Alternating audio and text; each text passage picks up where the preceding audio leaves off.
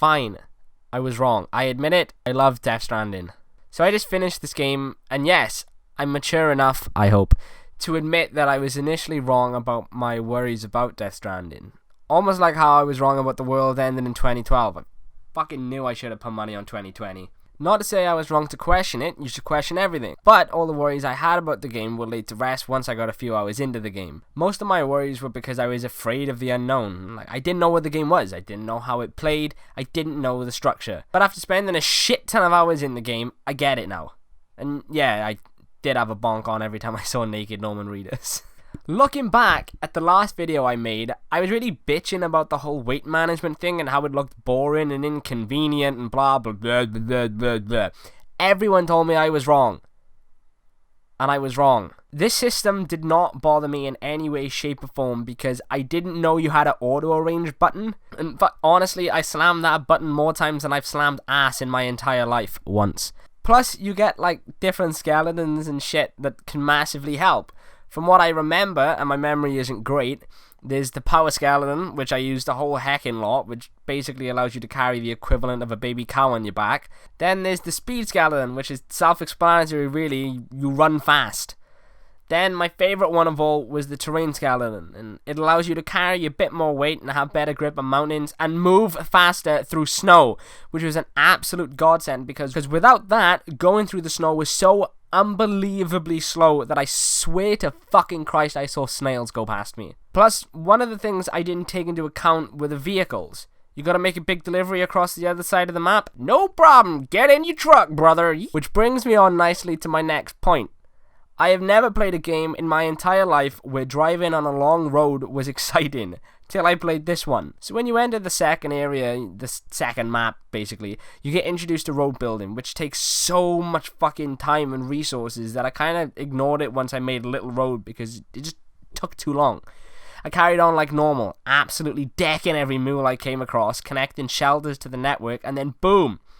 Because I had connected the shelters to the chiral network, the road that I had started had practically been finished by other players. I reached about halfway down the map, and this was a fucking game changer. It made delivering packages that much quicker and gave me a reason to carry on building to that road, like extending it, because I could see other players putting in resources into the little machines, you know, that you get at the side of them that build or print the road. I don't really know how it works. It's also cool because the more shit you build, the safer and more connected you make the world. The more you see these funky fucking porters who apparently can't speak a word of any language, not even English, but they will give you shit if you stare at them long enough. Maybe... what if we mugged them? The whole delivery thing? Fun as fuck. This was my peaceful game. I found so much enjoyment quietly delivering my packages, getting better ratings, leveling up my sand bridges, getting new equipment, until this shit happens.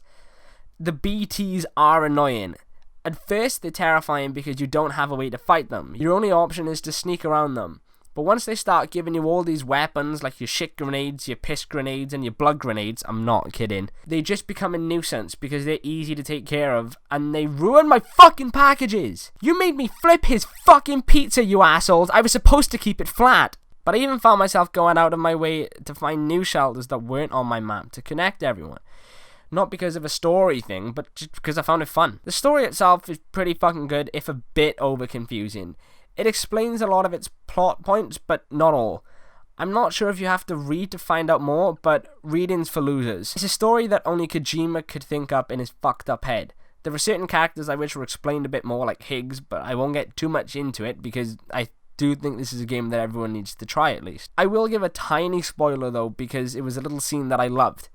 So you've been playing the game for a few hours, and Norman Reedus talks to his BB unit a lot because he's alone, and honestly, you do get attached to this weird little half-dead, half-alive little guy.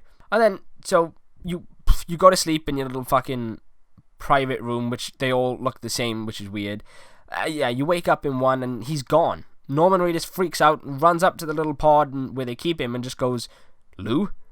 And I was like, fuck, he's named him. Called up my dad with tears running down my face, and I was like, Dad, he named the kid. They go into why he named it Lou, but again, not getting into it because it's emotional, and I'm gonna start crying. The whole story is pretty emotional, and at the end of the day, it's about family and being connected to everyone. I really did love it. The like system still doesn't really make sense. You get likes, you give likes, it's all kind of pointless, really. I think there's a leaderboard where whoever has the most likes is at the top, but I didn't really give a shit about that. Death Stranding's great.